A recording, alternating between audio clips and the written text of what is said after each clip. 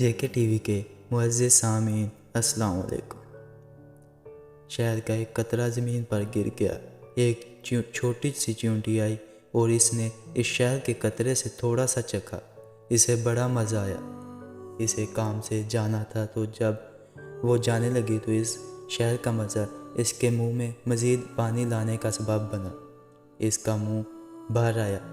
کیا زبردست اور مزیدار شہد ہے، کتنا میٹھا، آج تک ایسا شہد نہیں کھایا۔ وہ لوٹی اور شہد میں سے تھوڑا سا اور چکھ لیا۔ اس نے دوبارہ جانے کا عزم کیا مگر اس نے محسوس کیا کہ یہ تھوڑا سا شہد کھانا کافی نہیں، اسے اور کھانا چاہیے۔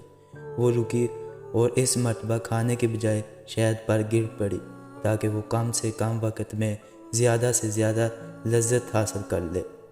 وہ چونٹی شہد میں غوطہ زن ہو گئی اور لطف اندوز ہونے لگی مگر افسوس کہ وہ شہد سے باہر نہ نکل سکی۔